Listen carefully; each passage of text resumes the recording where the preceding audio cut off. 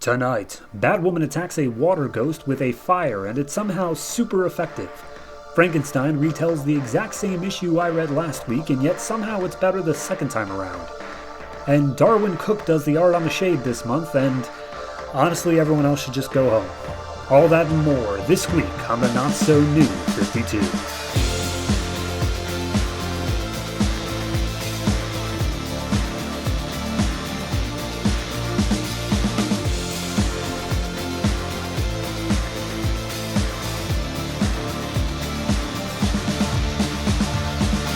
Hello everyone and welcome to episode 19 of the Not So New 52. I am your host and how are you? That's fine. I have 16 comics to do and only 2 hours to do it in, so let's skip the formalities and get into what's coming up.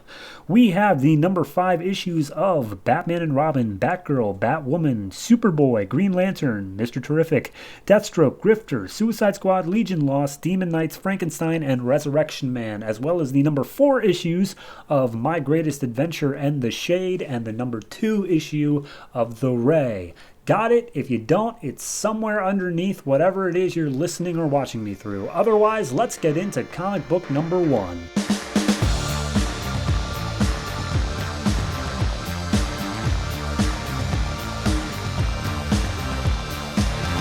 Batman and Robin number 5, written by Peter J. Tomasi, art by Patrick Gleason. We left off last issue with Damian seemingly listening to nobody about his pitch of why he should join him. And this issue picks up with Bruce going out and finding that, yes, Damian chose to go out with nobody. Apparently, he finds a note from Damian. He says, I had to leave, this lie is over. And at that same point, Alfred, I guess, was snooping in Damian's room and found a notebook full of drawings of just the most brutal, like, violence and murder and just bad things. So Bruce is like, he's been filled with this much rage for so long. I've let him slip. This is my fault. I'm going to go get him. We cut over to Damian and Nobody, and it's just a long thing of Nobody just being like, are you ready to take the path that you were destined to join? And Robin's just like, yes, for the love of God, shut up. Yes, I'm ready. But you have yet to demonstrate anything that you're capable, so let's go do this thing. Cut back to Bruce. He's in the Batcave. He's looking over every security camera in Gotham, and he's just trying to catch a glimpse of either Nobody or Damian. And he tells Alfred, all right, you keep an eye on these things. Take a look from, have the footage from the training room set to look for any of that movement on the cameras, and maybe that'll trigger something. I'm going out on the streets, because the streets can talk sometimes more than cameras can, or whatever. And then we have this long thing of him just going around, beating up random thugs, just trying to find a lead on Nobody and Damian, where he's apparently talking in a recording to Damian, explaining like, look, I know we were never going to be a normal family, but this is more than just what your mom did to you. I'm also to blame for this, so on that account, I'm very sorry. Let me tell you why Morgan is such a terrible person, and then we just get his backstory. Henry Ducard was an assassin. He was wanted by like every intelligence agency, and he was paid highly for his services. One day he bumped into a woman named Felicity Strode, and he fell in love. He didn't expect that to happen, so obviously there's a problem of being a world-class assassin and having a family. But as it turns out, Felicity was also an assassin who was hired to kill Ducard. So one day, and they had a kid. One day, the people who hired Felicity caught up with her and told her, hey, you should have been killing Ducard. What's going on? She's like, I fell in love with him. And they're like, okay, cool. So either you kill him or we're going to torture your child. So Felicity, at one point, she was on the phone saying, okay, yes, I'll do it. I'll kill my husband. And Morgan, who is now maybe like 14, 15 years old, it looks like, had heard this and saw his mom saying that, so he went and killed his own mother. Henry Ducard came back and was like, what did you do? And Morgan told his father everything and convinced him that he was the only one he could trust. So then he brought Morgan into the family business, trained him up, and then Bruce Wayne got involved. He was looking for Henry Ducard to train under him. And finally, after poking his nose around in a place he shouldn't be, Morgan attacked him. Bruce got the upper hand on Morgan because he had already finished his training with some kung fu masters. And so Henry trains a gun on Bruce, and he's like, what do you want, Bruce Wayne? And he's like, I want to train under you because you're the best. And Henry laughs and apparently takes him on, but we don't see what happens next. We cut back to Damian and Nobody. They're going out. Apparently there are some human traffickers that Nobody wants to take care of. Robin gets his cape cut off of him because he's like, we're not here to make a show, we're here to kill people. So they go in. It's this really interesting double page spread that has like at least 20 to 30 panels on it. Not a lot of dialogue, just showing them breaking in and killing everyone involved. Robin makes sure that the people who are unaware of what was going on, like security guards that were not on the take or anything like that, they just get hurt. They don't get killed. But when we finally get into the room of the guy who is in charge of it, Nobody hands a gun over to Damian and says, all right, you're up. Shoot him in the head. And that's where we leave off on the issue. So the biggest part of this issue is Batman talking to Damian and explaining how Ducard was. And of course that is for us as the audience rather than any actual storytelling thing. But the page before that, where he goes through and he just talks about like, yeah, this isn't all your mom's doing. I'm also to blame for how messed up you are. I wasn't a good father. I really like this page because it's showing him being really, really brutal just to get his son back. And then they got on the other side here of him finding like the bug that he took out of his belt in order so he couldn't be tracked. Like, it's got a good thing going on here. I really like that. In terms of the entire Ducard story, it's fine. I feel like this isn't something that needed to be explored. Like, okay, he was an assassin and his wife did something. Like, fine, whatever.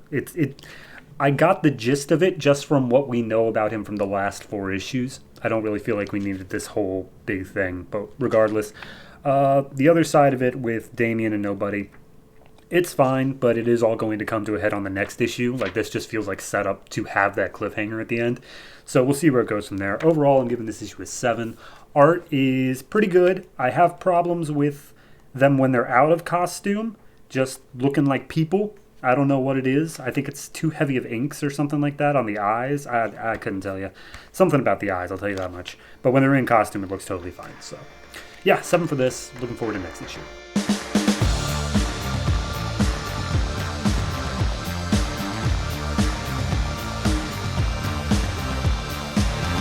Batgirl number 5, written by Gail Simone, art by Ardian, Syaf, and Vicente Cifuentes.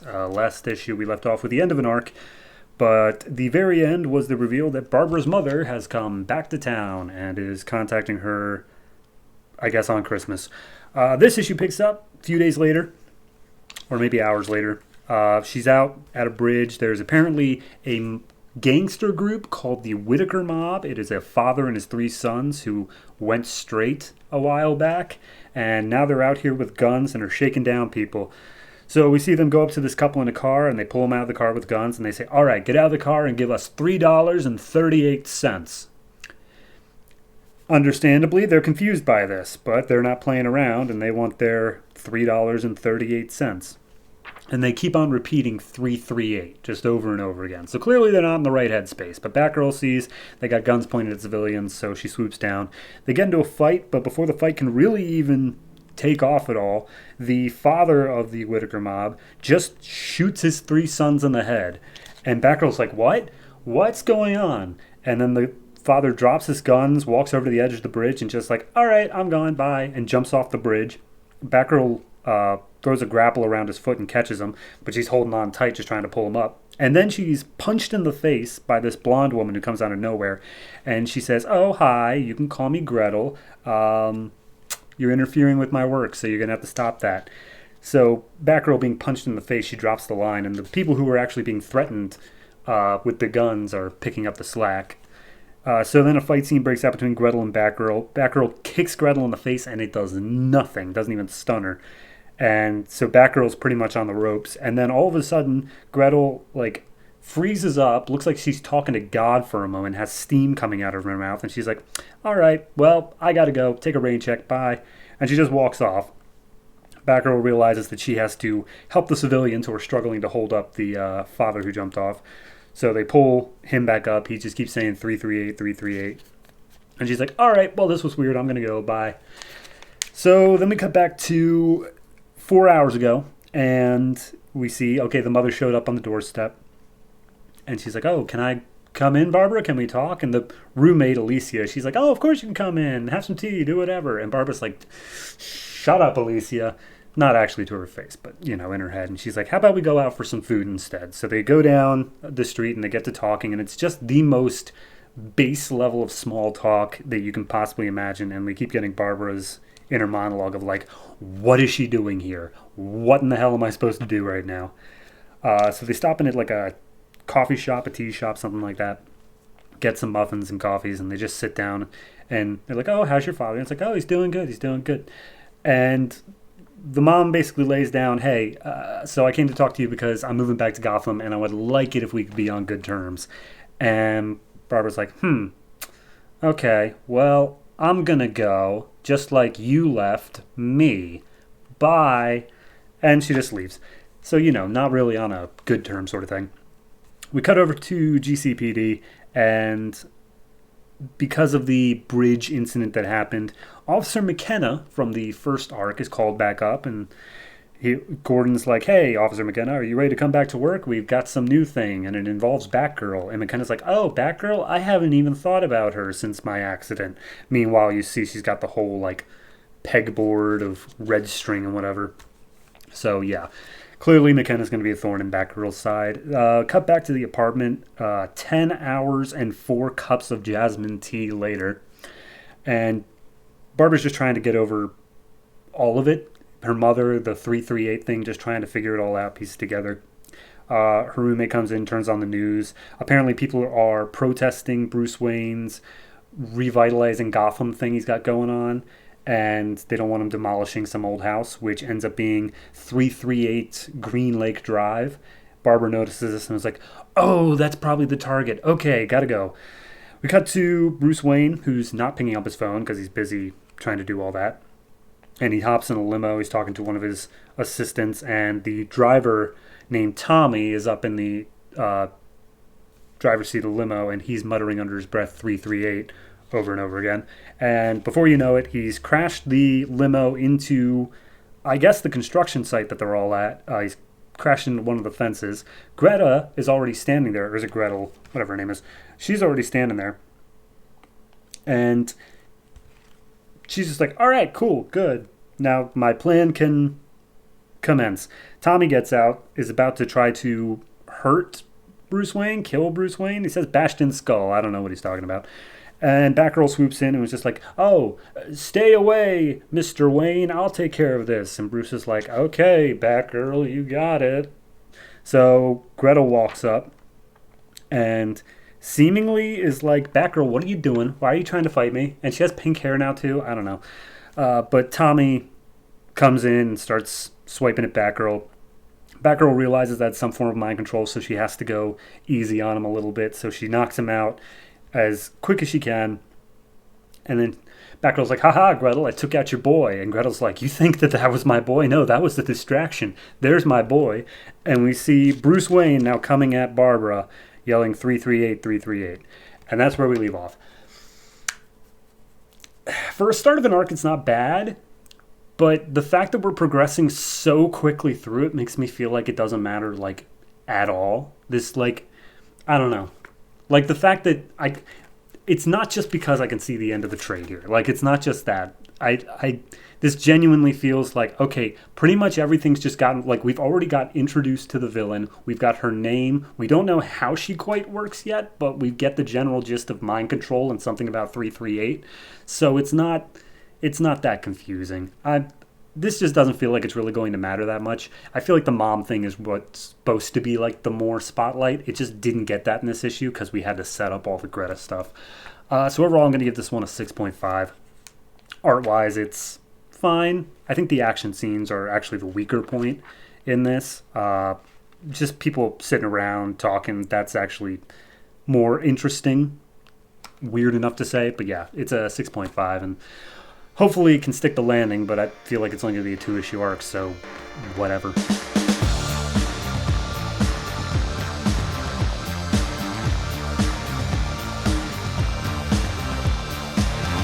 Batwoman number 5, written by W. Haden Blackman and J.H. Williams III, who also did the art. Last issue we left off with the DEO coming to town because they finally have a lead on Batwoman's identity and are going to confront her, and Batwoman also getting a lead on who La Llorona is and how she can be stopped.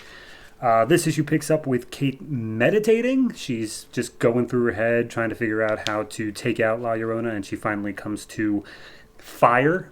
Apparently that's how you beat a water, is with fire. I feel like that's the opposite, but whatever.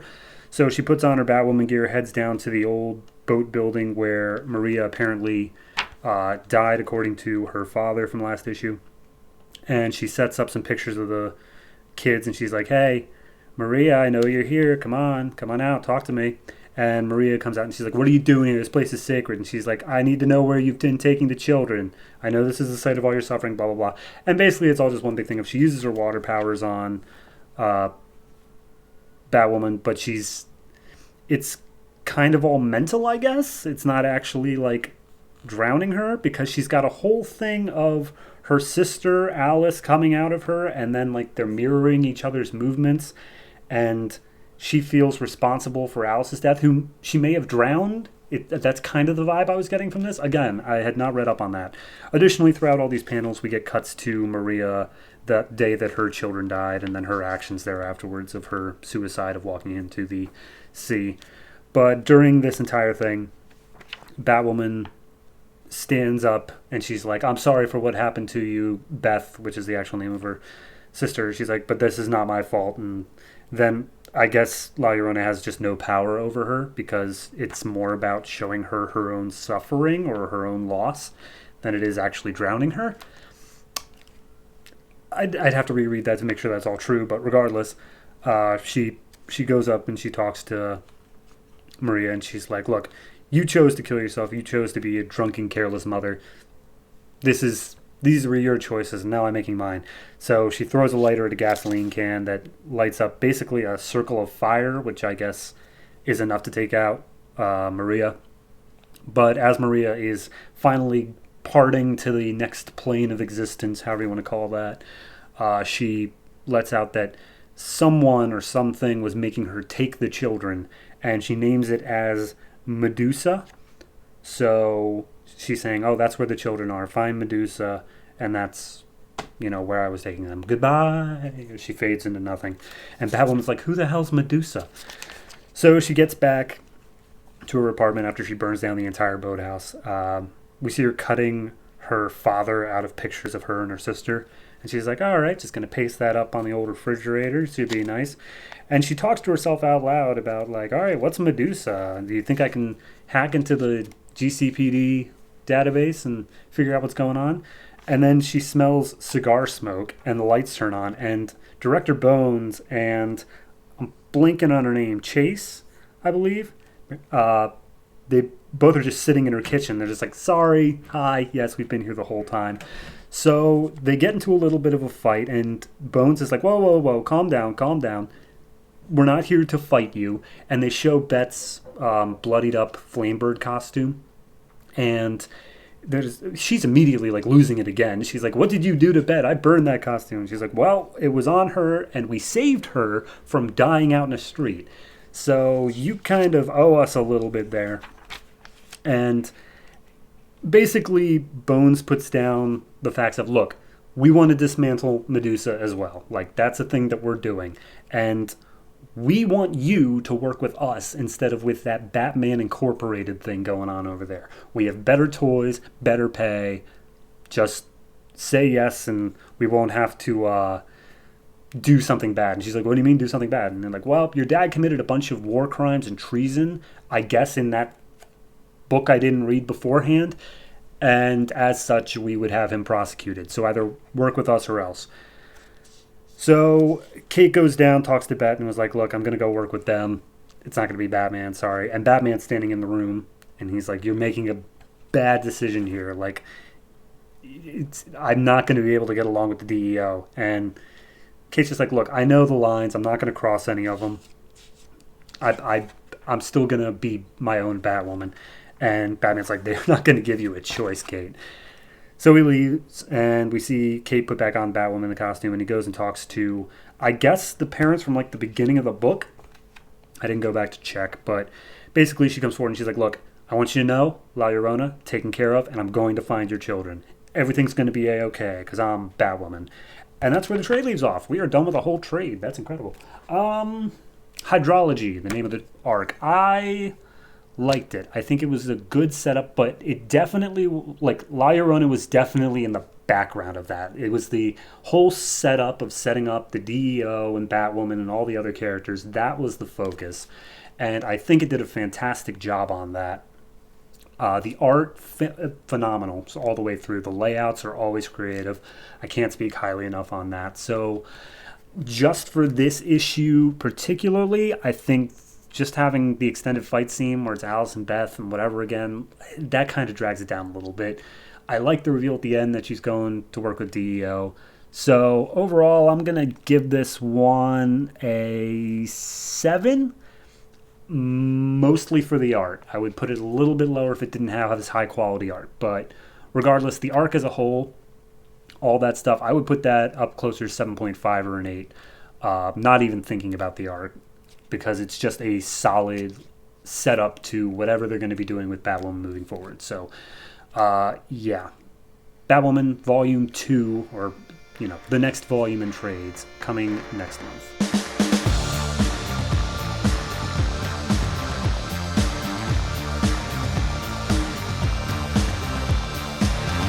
Superboy number 5, written by Scott Lobdell, art by R.B. Silva. We left off last issue with Superboy taking out 2 teenagers that are all messed up and then deciding to work with Nowhere and Center Hall, who just showed up.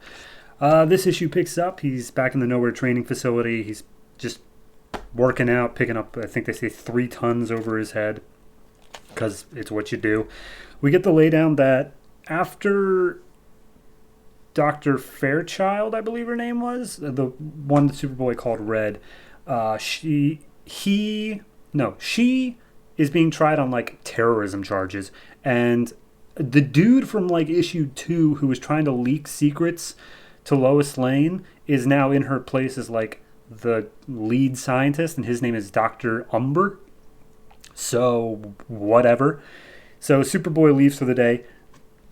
Umber gives Superboy a hug before he leaves, which was super weird. But then all the lights go out, and Mr. Templar shows up, and he's like, hey, Umber, look, so you know how Red kind of let us down? I really don't want you to let us down. Let me show you why. And then he, like, lets loose these powers that look like demonic dogs emerging from his, like, the shadows inside his trench coat. And when he stops, everyone around is dead except for Umber. And he's like, cool. So we have an understanding? And he's like, yeah, we're good. So Umber leaves. Superboy meets up with Rose Wilson again briefly. And he's all still pissed about what Red did to him. And Rose is like, she still fought for you. Like, you're being a selfish little brat here. Like, everyone else just wanted to kill you. She's the only reason you're alive. But, yeah, then we see what's happening to Caitlin Fairchild, a.k.a. Red. She's being hauled on this truck to a separate facility by Center Hall, and then this big dude named Battis. I'm not going to care about him. But they're just like, oh, why did she team up with the enemy when Nowhere is making a better world for metahumans like her? And Center Hall's like, I don't know, bad writing. So they drive away, and as they are crossing, I'm skipping one page here, as they are crossing the desert, Center Hall's, like, chest starts leaking. Apparently he's made of energy, and this was all a containment suit, I guess. And then he's like, oh no, what's going on? Why am I leaking energy? And then out on the road is clearly Superboy wearing a cloak, but they don't recognize it as Superboy. He flips the truck. He gets Dr. Fairchild out, makes sure nobody dies. We see that he's like leaking, still spewing out energy, and he's like, "Oh, please, whoever you are, stop it! You're going to kill me." And Superboy's like, "If that was my intention, you would already be dead." And so he takes he takes Fairchild to somebody. Somebody just shows up and says like, "Ah, you're right on time. As we agreed, I'll make sure she's safe." I don't know who it is. One page I skipped real quick is that Rose is having to toss Dr. Fairchild's room, see if there's anything that could lead them to the other people who are like her. And she finds what I can only describe as a USB drive, but it looks literally like just a screw. But she says that it's a jump drive. So Rose goes and she plugs it into a computer. And apparently it accesses some top secret files called Colony. And one of the subjects for this colony is Subject 8, Rose Wilson, codenamed Ravager. And it says activate on Culling Day. And Rose is like, I don't know what a Ravager is, and I don't know what Culling Day is. So that's going to happen. So then we get back to the Nowhere facility, and Templar's running down the halls going to Superboy's room. He's like, Superboy betrayed us. He's definitely the one who crashed the truck. It couldn't be anybody but him. But when they get inside, they see that Superboy is just asleep in his bed. And then he's like, what's wrong, Mr. Templar? And he's like, I don't know how you did it, but I know you did it. And the day will come when you'll have to choose between Nowhere and your own whatever. And Superboy's like, nah, I'm going to keep doing my own whatever. And then we cut to some other place. It looks like the Kent farm, but it's just some random farm. And two an elderly couple are taking care of those teenagers from the last issue. And they give them the names of Miss Ardian and Mr. Bryce. And they're like, oh, we'll take care of you until the day of the culling. And that's where we leave off. I felt like we just did a complete, 90-degree turn after, 4 other 90-degree turns. What is this book do? The whole thing in the last issue was we're going after Wonder Girl. And I don't like to talk about other series, but in the last issue of Teen Titans, he went after Wonder Girl. So I really don't know what's going on. And spoiler alert, next issue, he's not going after Wonder Girl either, because it's Supergirl on the cover. So I don't know what's going on. It's like, in terms of just keeping it to this book, it just feels like they're trying to do a thing of whose allegiances lie where, but they're not properly describing even what I'm supposed to be believing, let alone what's actually happening underneath. So I'm just walking around huh? What? Who? And that's not a fun read. So overall, I'm going to give this one 5.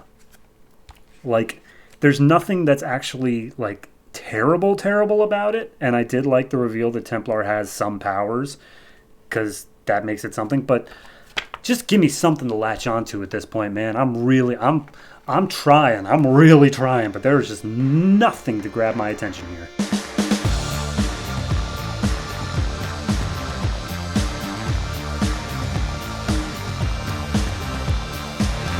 Green Lantern number 5, written by Geoff Johns, art by Doug Mahnke. We left off last issue with Sinestro being thrown into a cell with some Corrugarians, making them some Green Lantern rings, and them all turning on Sinestro. This issue picks up with Sinestro being like, alright, do it. All of them are about to fire, but then they're like, wait a minute, okay, our rings aren't working. Oh god, Sinestro's going to kill us.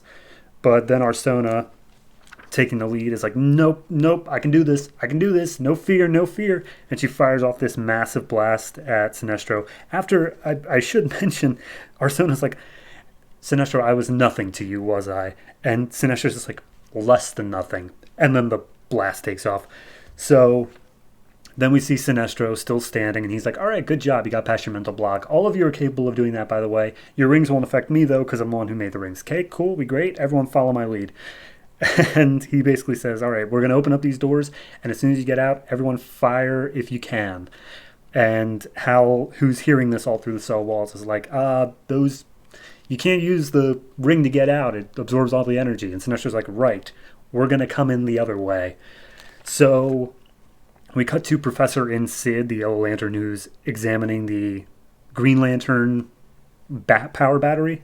And they're talking about like, hey, so something's happening with our ring's communications. We can't talk to each other. We think it might be the Green Lantern battery. And they're also, we can't get in contact with our Killo because he's off in his own book somewhere. And Sid's like, well, doesn't matter. Whoever kills Sinestro gets to take over the core. That's the rules. And as soon as I take apart this battery, I'm going to kill Sinestro. And then the power battery starts moving. He's like, oh, look, it's doing something. And it just plows through his face and kills him very graphically. And it zooms out down past all the guards, down into the cell, blasts through the door. And at that point, Sinestro and the whole army of Corrugarians come out, and they're like, all right, no fear. And they just start blasting the Yellow Lanterns.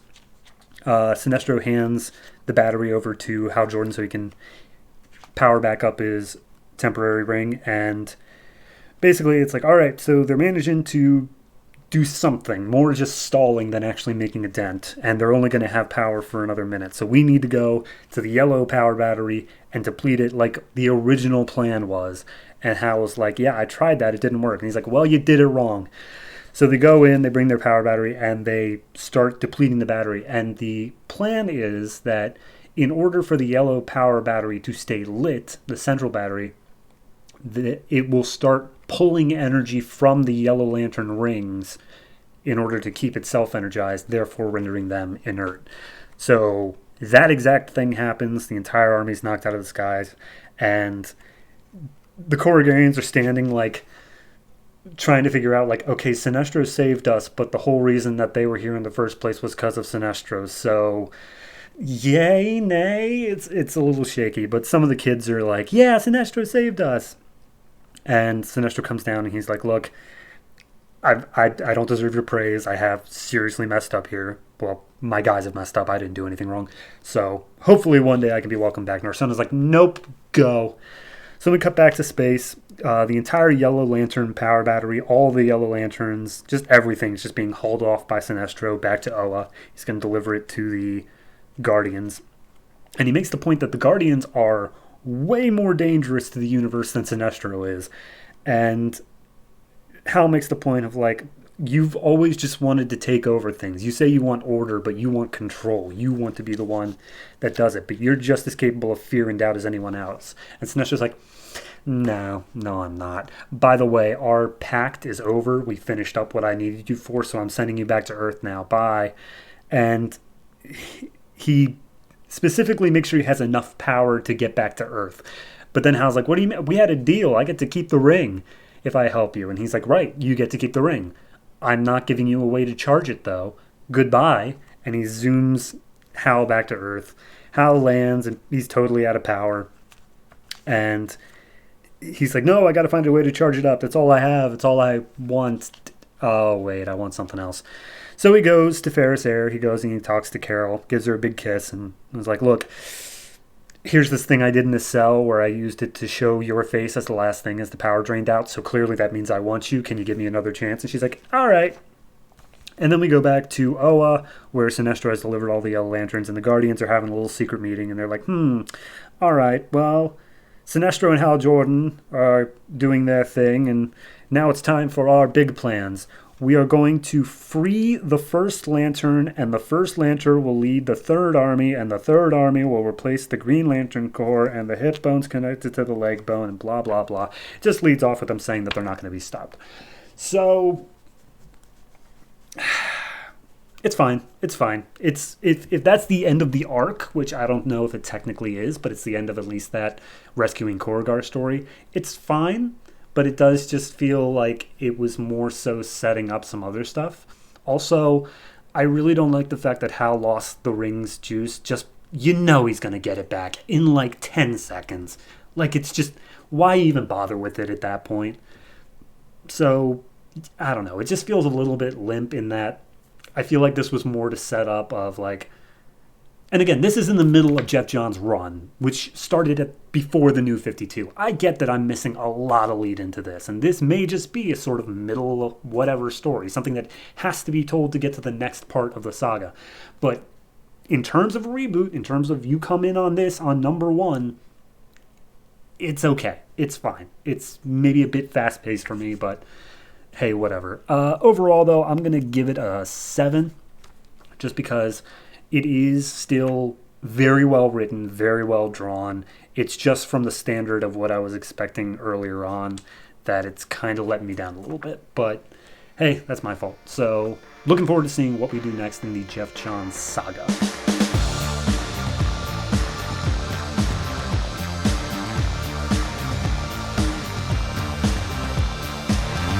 Mr. Terrific number 5, written by Eric Wallace and drawn by Gianluca Gugliotta.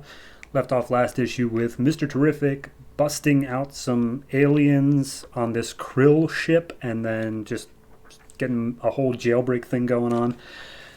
This issue picks up, same place. They're fighting off the krill. They're opening up a whole bunch of cells so that they can just have numbers on their side, and basically the krill start retreating. They start running towards their own ship. There's a whole thing of him talking to the really big purple giant guy who helped him escape. His name was Erdron, and apparently he was a warrior, but now he tends gardens.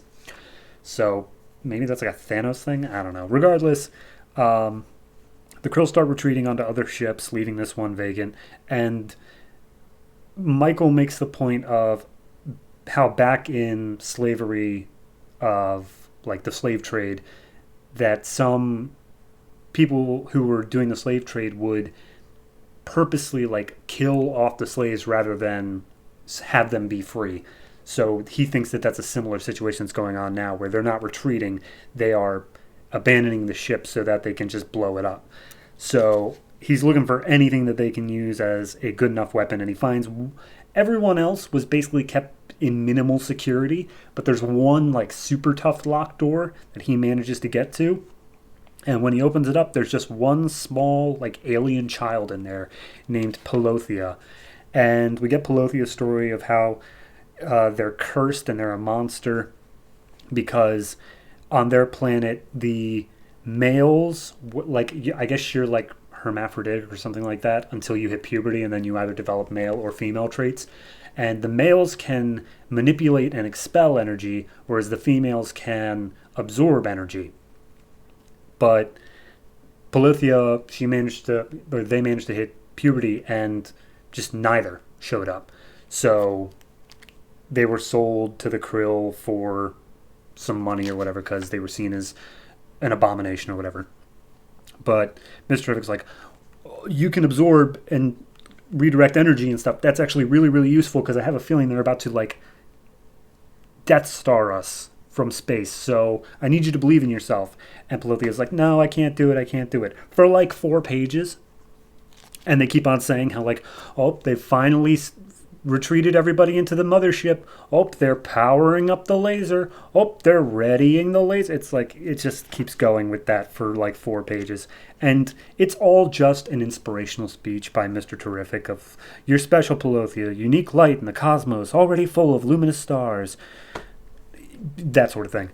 Until eventually, it comes down to the moment. It's all right, on my mark, fire. And it fires, and Pelothea's finally I am neither the Alpha nor the Omega. I am both. Ha! And it takes the Death Star laser and fires it back at the ship. Therefore, maybe not completely destroying the krill race, but getting darn close to it.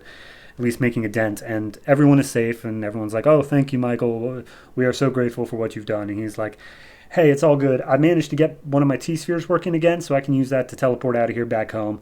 You all do you. So he shakes some hands, says how nice it was to get to know them, and leaves.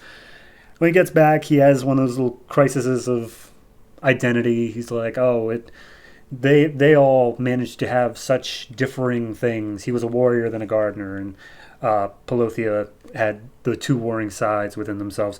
What if my intellectual identity isn't all that I am? What if I can come to terms with that? And then we see a party going on in Oregon of Stephen Wyzek, the rival billionaire to Holt Industries. He's getting a call from Donald Gleason, who I guess is part of Holt Industries, and he's doing some espionage. And he lets, I've already forgotten his name, Wyzek, know that Holt has called a upper staff meeting first thing in the morning. And so this is the moment where the heir to the Holt empire is going to be revealed. And Wyzek's just like, good, now the circle revolution can begin, which I couldn't care less about. I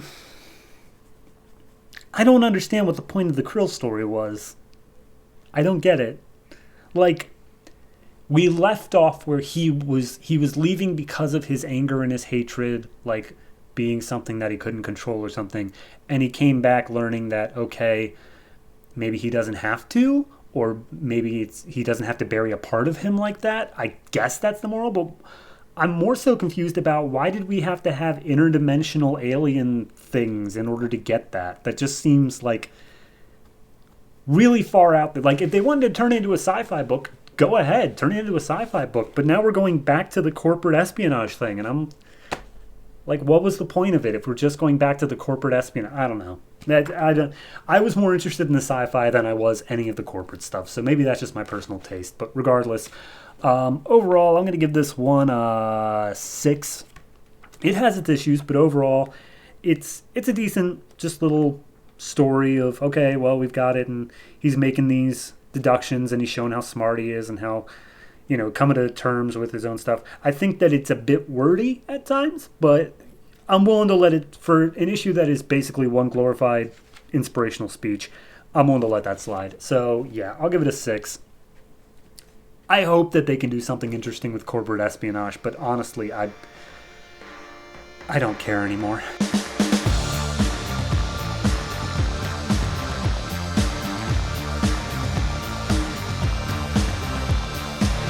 Deathstroke number 5, written by Kyle Higgins, art by Joe Bennett. We left off last issue with Christoph, Deathstroke's loyal whatever, being killed by some mysterious other person using the knife of Ravager, I believe.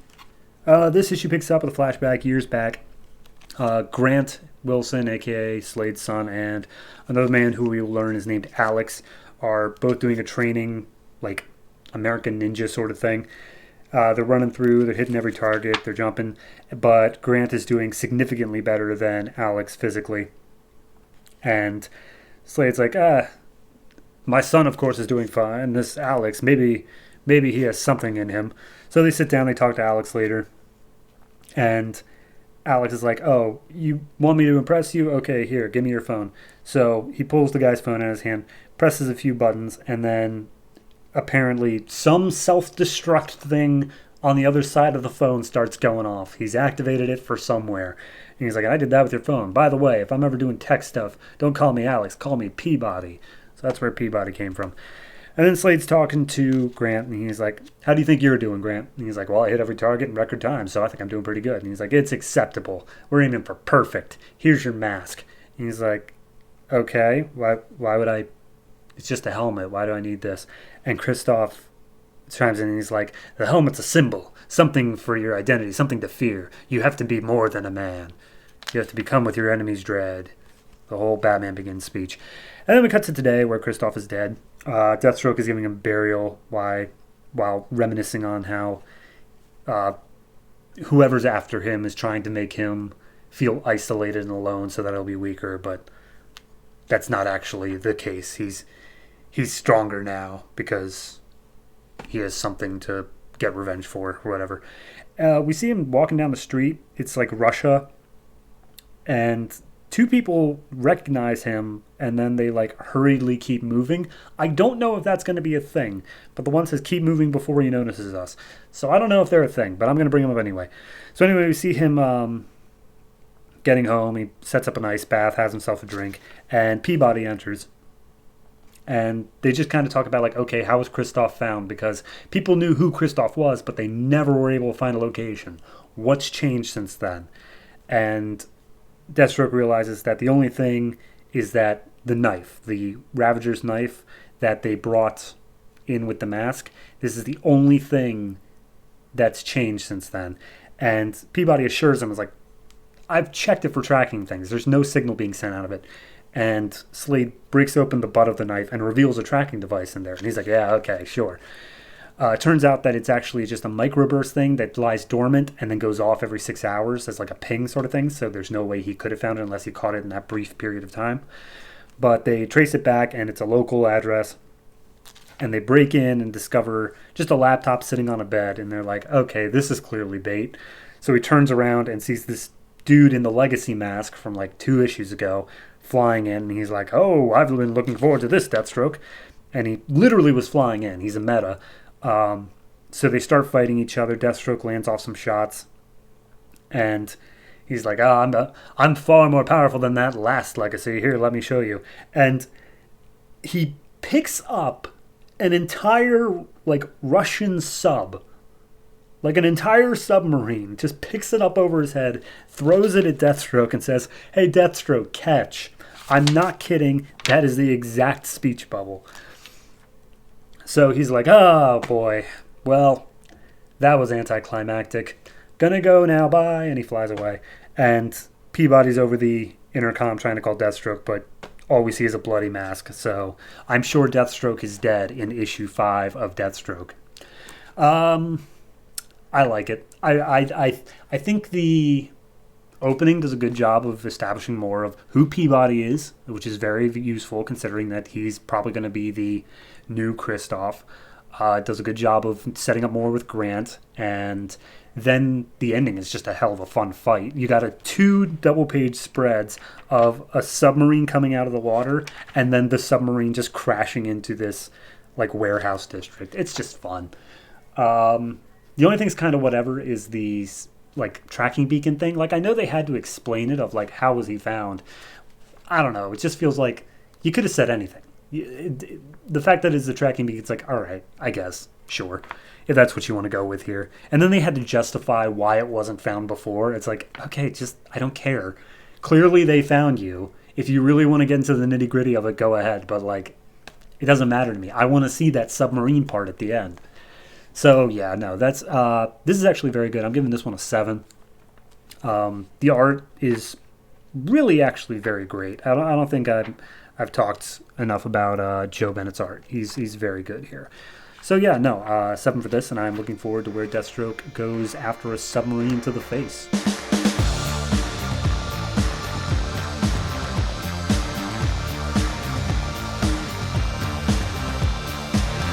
Grifter, number 5, written by Nathan Edmonson, art by Scott Clark. We left off last issue with a fight with Green Arrow that Grifter was saved from by a woman named Sophia, who also wants to help fight Demonites. That's it. That's the whole thing that happened. So we pick up this issue, and Sophia is showing Grifter around her lair, her bunker, whatever you want to call it. And she's just like, hey, I want to help you fight Demonites. And he's like, I don't trust you. And she's just like, well, then shoot me. And he's like, why shouldn't I? And she's like, because I want to help fight Demonites. And he's like, okay. So she takes off his mask, shows him the arsenal of all these guns and tech that she has, and she's like, let's go hunting. Then we cut to a Demonite stronghold where Savo, our Demonite that we've been following for like 3 issues now, he's on comms with some other Demonite named Carver. And basically they're like, hey, I have Grifter in my sights. I'm going to go after him now. And Carver's like, no, you ain't. I'm going to do it because you kind of suck. And then she hangs up, and he's like, well, I'm still going to go get him because she sucks. She doesn't even understand how strong he is because he's super strong. That's how he got by me. And then Carver cuts over to her, and she's like, yeah, I know he's super strong, but we're going to go in with a plan, and we got stuff to do. So she's also the one who's been torturing Gretchen this whole time. So Gretchen's like, you're going to go get my boyfriend? He's going to kick your ass. And she's like, yeah, okay, sure, bye. So then we cut back to Grifter. He's talking to Sophia, I guess trying to figure out stuff about the Demonites, but all she knows is that they're trying to integrate into Q-Core technology. Like, that's it. That's all that she figured out. So she points out that, look, we got the tech and we got the guns, but if we want to do this, we need some money, and I don't have any of that. And he's like, well, I'm a grifter, so I'll go do that. So he goes out and he explains how to pick the perfect mark for a scam, and as soon as he picks this woman that he thinks is perfect, immediately that voice in his head goes off, and it's Savo. And Savo's like, hey, any Demonites who are in the area, please reveal yourself so you can attack that blonde-headed man over there. And immediately it happens, and all the other people are like frozen in time. So Demonite starts launching after him. He's got his guns out, and then he realizes he's surrounded by Demonites. So he puts on his mask, which I feel like is a little bit too little too late, but whatever. And then it's just 5 pages of just fight scene and snarky one-liners and blah, blah, blah. It's cool, and it's well drawn, but like I can't describe to you. And then he gets tackled, and then he falls and says, oof. So after the fight kind of calms for a second, he runs out of ammo, and the Demonites are all standing around him, and Sava walks up, and he's like, hey, Grifter, like, you know, you're kind of blinded by the fact I sort of killed your brother, that you're not even realizing how important you are to, like, this, like, the fact you can hear us, like, that's kind of a big deal. And then he gets punched in the face for mentioning his brother. And Sava's like, well, now it's personal, now I'm going to have to beat you up for it. But as soon as he's going for that, Carver shows up, and he's like, Savo, you dick, I told you I was doing this. And Sava's like, I mean, we're still technically working the same job here. I just had a little personal thing. And Carver's like, I don't care about your personal thing. We got this going on. And this giant mothership just comes over top of them. And Sava's like, yeah, I guess you're right. And Grifter's like, what? So as soon as it comes over, Demonites start dropping to the ground. Turns out that Sophia was on a rooftop way far away with a sniper rifle. And she starts taking pot shots. Carver gives the order to eliminate her, and all the Demonites turn red and start firing off energy beams. But despite the fact that a sniper rifle should be a perfect counter for alien technology, they end up taking Carver and... Did I say Carver? I meant Cole Cash. They end up taking Cole Cash and abducting him into the ship. And Sophia's left sitting there just like, oh, okay, well, I'll find you, Cole, whatever it takes. And then she realizes she's standing on a busy street with a sniper rifle, and that's kind of not good. So then we cut to inside the ship, and Carver has Cole all tangled up, bound down. We see Gretchen nearby, and he's like, Gretchen, what did they do to you? He gets punched in the face. And then Carver does the whole like cult leader thing of gather all, the portal is lit, it is time to summon the Black Curate. His arrival is nigh, let us begin the chant. The chant is what really sold me on that. That was the moment. That's where we leave off. I just feel like I don't get what Grifter wants to be. You know? Like it struck me when it first started as, okay, he's labeled a terrorist because he like killed this demonite. But the Demonites are real, so he has to save the world while also being like terror. It struck me as a, I think it's The Fugitive. Like, it struck me as that sort of thing. But where, like, a man is accused of something, but then he has to clear his name while also avoiding the law. Like that. I'm okay with that story. That's a good story. But, like, this entire issue, he hasn't had to deal with the law. He walked out with just his normal face, just on the street, and he's like, oh, hey, everybody, I'm Cole Cash. Like... What? I don't know. It just feels like it's getting away. It doesn't know whether or not it wants to do the hard sci-fi stuff, aka the UFOs abducting him, or the, oh, he has to clear his name because he's a terrorist or whatever. And I gotta be honest, I kind of like the clearing his name thing more than I like the, okay, aliens, I guess. I don't know. Maybe that's just me. But for this particular issue, I'm going to give this a 6.5. It's fine for what it is. I want the story overall to decide what it's doing. That's what the major issue is. I can't blame this issue in particular for that, but for the story overall, I just want it to pick what it's doing and stick with it. And if it goes the sci-fi route, maybe I'll be a little disappointed, but at least we'll stick with it for a while. So, yeah, 6.5 for Grifter. We'll see where it goes from there.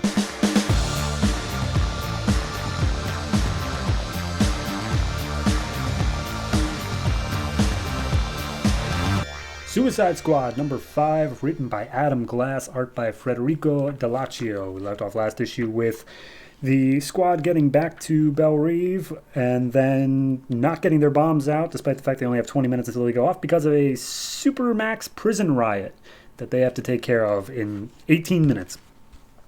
So we open this issue and we just see headshots by Deadshot, just 9 of them all in a row. Just, all right, I'm going to need some more bullets. And we see how crazy this riot is. Everyone's flying around and, you know, there's metas everywhere. And Yo-Yo is huge, trying to make a barrier. Deadshot's shooting everybody you can see. And El Diablo is trying to be like, all right, everybody, go back to your cells. don't make a mess. And Deadshot's telling him, like, dude, you need to, like, get your head in the game here. This is not something you can just talk down. You got to kill some people. So we see Waller. He's like, hey, so the riot guards are stuck like way on the other side of the prison. They're not going to help you out. Yo-Yo, I need you to find King Shark because he's supposed to be here in this book. So deal with him. Meanwhile, Black Spider is in the infirmary. Let's check in on him. And we see a bunch of convicts are going into Black Spider's room, and he's already waiting. He's like, I'm not like you guys. I'm not a villain. I'm a vigilante, and I kill people like you. And so he does kill people like them. And as he's standing there, he's like, all right, I'm just gonna, and he just falls down. So he's out as well. Deadshot and El Diablo are making their way through the prison, and finally they come across a guard tower with a mounted turret. And Deadshot's like, okay, give me 5 minutes to get up there, and then I'll deal with this. And El Diablo, once again, is doing the thing where he's like, everyone, go back to your cells. He's looking angry, but he's not going to do anything. And he's like, oh, the path of the righteous is led on both sides by the... And then someone just cheap shots him and knocks him out. So Waller sees this, and she's like, damn it, all right, there's one heavy hitter. Yo-Yo, where's King Shark?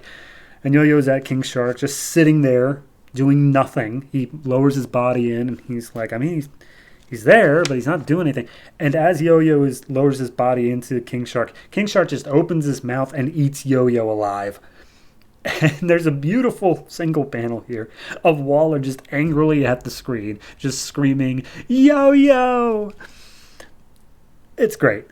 So anyway, Waller's relying on Deadshot. She sees that the doors have been pried open by the raving lunatics, and as soon as the guy steps at the door, she just takes a shot, kills the guy immediately. Deadshot makes his way up to the top of the guard tower. He gets onto the turret, but then something happens with his muscles where, like, they start shaking. I'm not sure if that's been a thing, but then he's grabbed by a bunch of the rioters and thrown off of the guard tower, seemingly to his death. And Waller's standing there like, well, that's it. We're out of options. All right.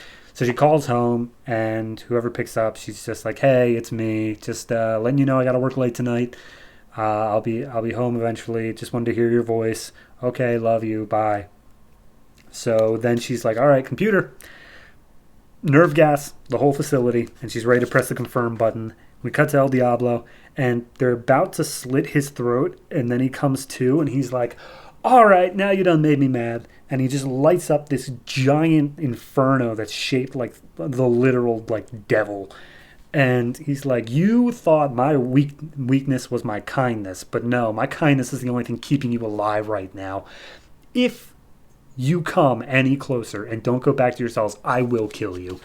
And someone's like, yeah, all right, just up in flames. Gone. And so everyone else is like, okay, maybe we should go away from the Righteous Fury guy. And he points over the lot, and he's like, and nobody touched Deadshot over there, because he's cool. And Waller's like, oh, wow, okay, good job, Diablo. Got half your sentence off of that. So we cut back to 3 hours later. The bombs have been deactivated. Deadshot wakes up. He's currently being treated for the virus that has been done for like 3 issues now. And apparently him and Waller had a deal that he would go through all that. He would do all those things if he got an hour with his daughter, where his daughter like didn't know he was in prison. It was just he gets a suit and he looks fine. So he's sitting and he's talking to his daughter, and they're talking about school and stuff like that. As Waller's on the other side of the two-way mirror. And she's informed that everyone's been accounted for except for Harley Quinn. And immediately Waller goes off. She has the daughter taken back out of the room nicely, not in a way that's like revealing who he is. And he's like, oh, it's fine. We'll talk soon, baby. And then as soon as she's out of the room, he turns on the two-way glasses like, we had a deal, Waller, you son of a bitch.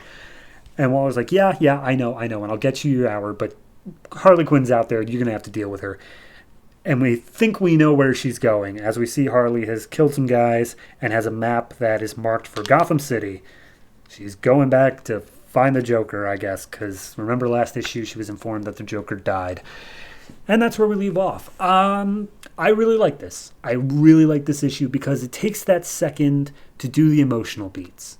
It humanizes Waller. It humanizes Deadshot. Diablo's already had that kind of thing going, but it shows what happens when he's pushed to his limit, and it's really developing the characters well. I'm really enjoying what they're doing here. While it did feel for the past couple issues that it was kind of aimless because they were doing a whole thing of like, now it's a virus, now it's a baby, now it's whatever. Like, I feel like even if they don't have their goal of whatever they're doing, if it's just like the here's the thing of the week sort of setup, but they just develop these characters well enough, I'm really going to keep enjoying it. Art is also fantastic. Diablo's explosions especially have a lot of power to them. So, no, overall, I'm giving this one a 7.5. I think it's very well done, and it actually has me looking forward to what comes next in Suicide Squad, which I never thought I would be saying that.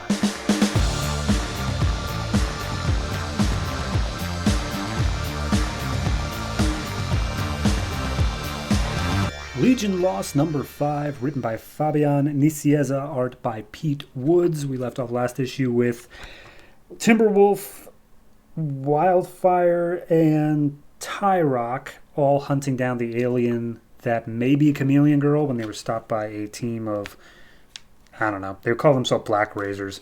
And Dawnstar and Tellus are fighting Alastor, who has become a giant, well, 3 giant, super strong looking aliens. So we pick up and we see what this virus is doing across the world. There's a girl who's got like tentacles growing out of her back, and some dude who just like blew up in front of the JLI, and another guy who's got electrical powers, but none of that matters, so they're fighting Alastor. And this is all told from the perspective of Tellus, the telepath, and basically they realize, okay, he's too strong, Tellus has to deal with it. Tellus has to be the one who takes him down mentally because we can't do anything like strength-wise. But Dawnstar's going to put up as much of a fight as possible in the meantime. So she's flying around, and he basically describes like, oh, she's so intense and blah, blah, blah, blah, blah. It's literally just saying how Dawnstar's cool for whatever reason. But Tellus has to focus on getting inside his head. Unfortunately, he's also pretty strong mentally as well. So this is going to be harder than intended. Tellus yells out in like pain telepathically, which the other Legionnaires hear, but they're still surrounded by this Black Ops team of Black Razors. So they're like, okay, well, we're going to have to deal with this. I'll take care of the alien body that may or may not be Chameleon Girl, says Timberwolf. You guys go out and take care of these guys. And so I believe it's Tyrock. I'm still a little bit concerned about that. Tyrock, he uses hypersonics to basically just knock out all the guards. But it takes up a lot of energy, apparently. So he hitches a ride with Wildfire. Meanwhile, Timberwolf grabs the alien and runs away. More of a fight about Dawnstar and them, while Tellus is like, oh, I have to maybe lobotomize him. It'll go against everything I believe in. But then we get into the history of Alastor and how he was just trying to get his sister into university on Earth, and he had to work some crappy jobs, but he didn't realize that Earth was inherently xenophobic at that point, like literally hating aliens. And so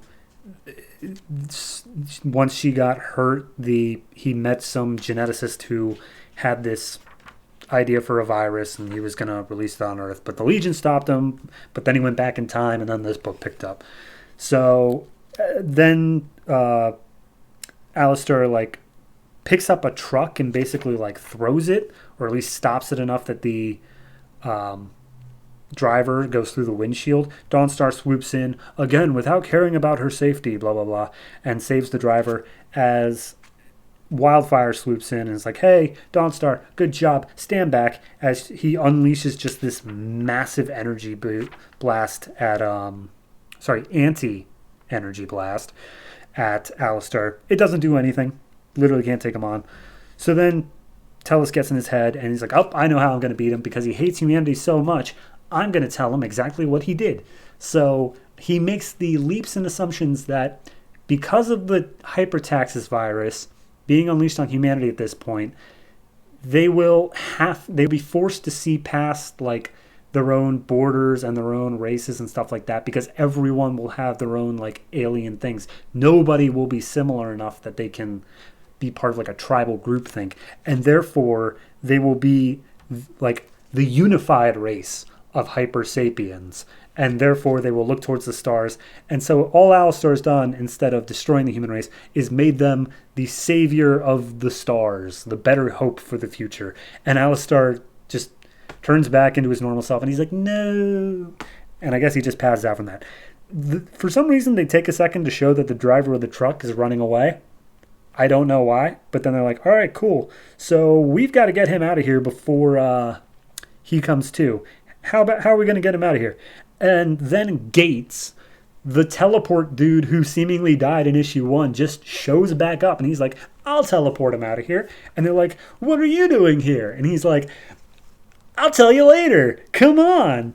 And so they just go, and they're all, happy for it. And then one last page, we get to cut back to Timberwolf. He's walking down the street, carrying along this alien that may be Chameleon Girl. And Martian Manhunter swings by, and he's like, hey, you guys are kind of dangerous, and I, the Martian Manhunter, am here to get answers. It's Deathstroke and Martian Manhunter. They keep showing up everywhere. They're just like, hey, what do we need in a book in order to show that we're part of the universe? Flip a coin, Martian Manhunter. There it is. This doesn't feel like the end of the arc. This feels like there's still another chapter in there, especially with Chameleon Girl still being on the fritz. But I don't know, it was the whole way they beat the villain was just by telling him, actually, what you did was a good thing. And that just, caused him to not be transformed. Wouldn't that just piss him off more? Wouldn't that just make him a bigger, stronger, more deadly alien? I don't know. It's whatever. In terms of this specific plot, Tellus has this annoying way of using ellipses in everything he says, which kind of makes this a pain to read, especially because it's all from his perspective. If you just ignore him, it's not terrible, but at some points it's like, okay, just come on, dude. And I don't know. I just, whatever. Okay, this issue happened. I don't care so much about the Alistair stuff, despite the fact it's literally the only thing that I should be caring about. I'm actually more interested in just that last page reveal than anything else, which I guess is why they put it in there. But regardless, I don't, whatever. And then Gates showing back up and saying, I'll get around to it. I hope they do, because otherwise that doesn't make any sense either. I'm giving this one a 5.5, just because. And also that Black Ops team, the Black Razors, just got knocked out without anything. All of this was just what are they going to do about this? Oh, here's exactly what they're going to do about this, and it's just going to work out. Fine, whatever, but you get a 5.5 for it.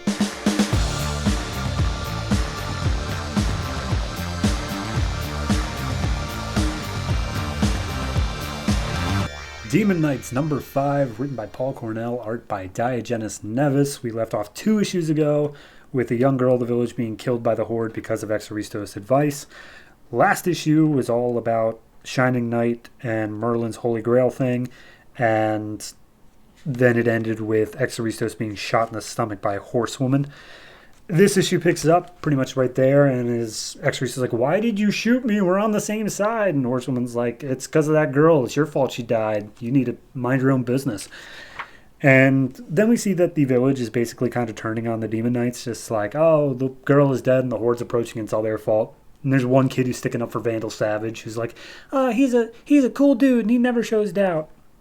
And we cut to Vandal Savage, who's clearly showing doubt, considering that, their team is kind of falling apart before the Horde's even here.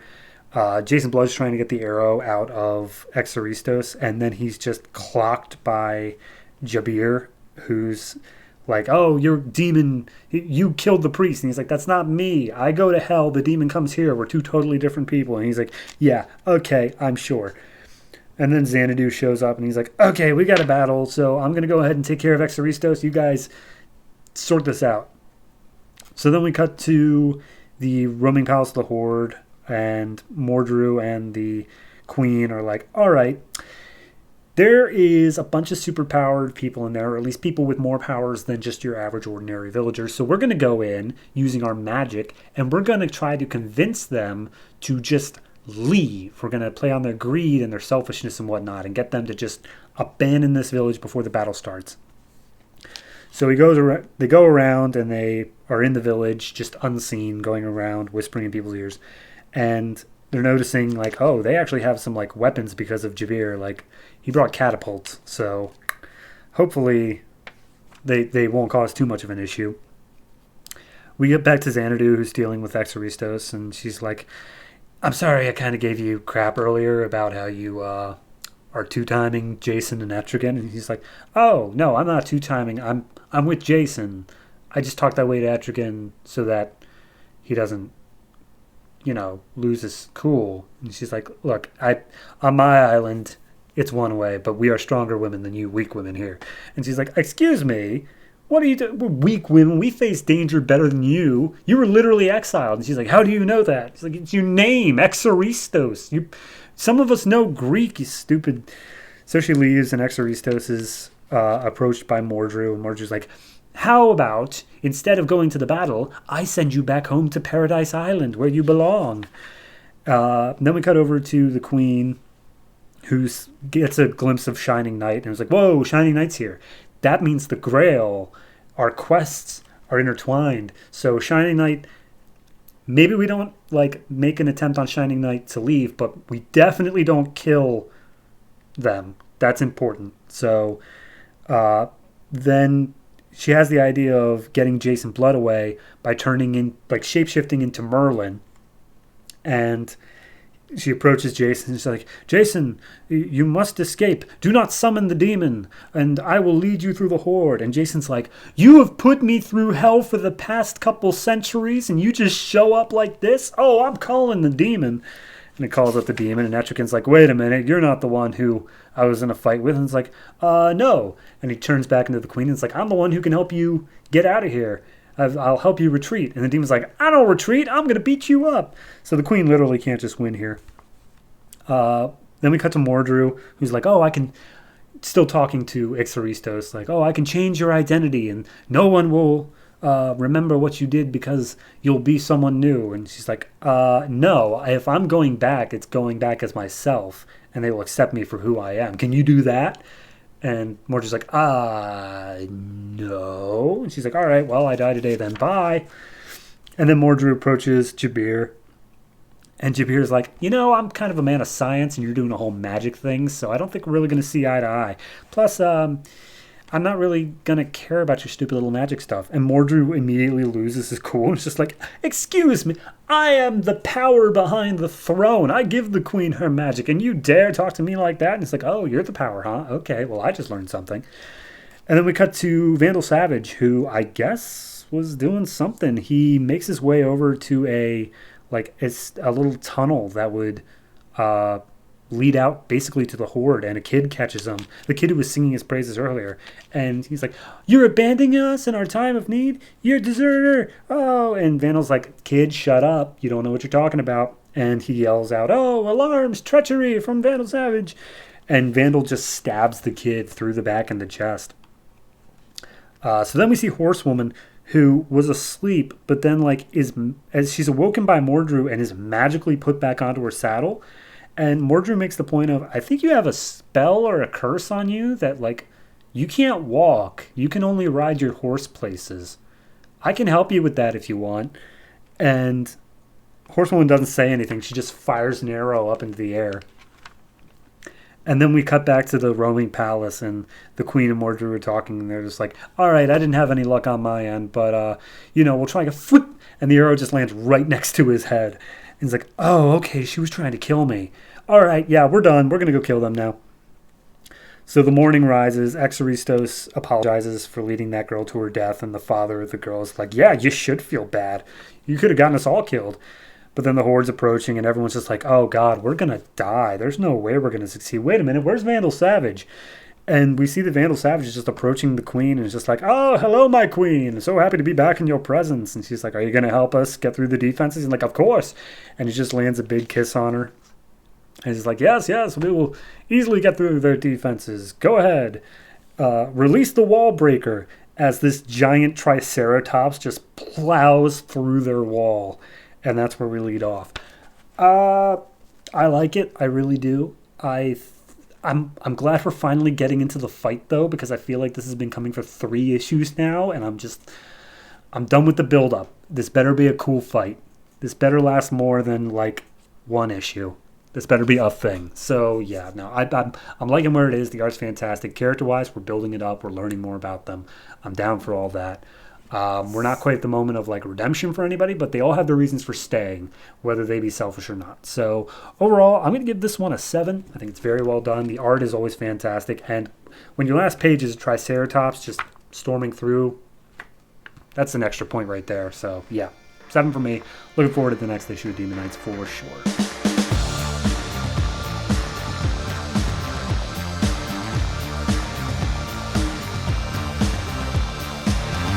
Frankenstein, Agent of S.H.A.D.E. number 5, written by Jeff Lemire and Dan DiDio, art by Alberto Ponticelli. Left off the last issue with the end of an arc and the formation of the Monster Squad team.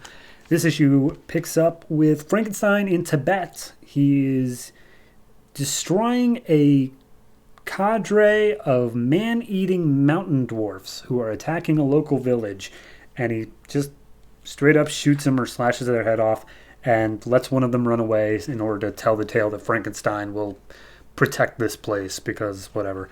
And these monks up on this mountain are like, oh, thank you, Frankenstein. Thank you for all you've done. He's like, maybe I'll stick around here if ever I give up the fight, but for now I must continue. And Father Time's head pops up and is like, hey, I need you back at base. We got something for you to do. And Frankenstein's like, I'm on vacation after this mission. You can't do that. And he's like, well, I am. Come on back.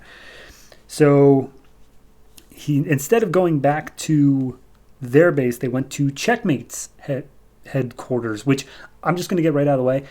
If you saw OMAC number 5 review, this is the exact same issue, just told from Frankenstein's point of view.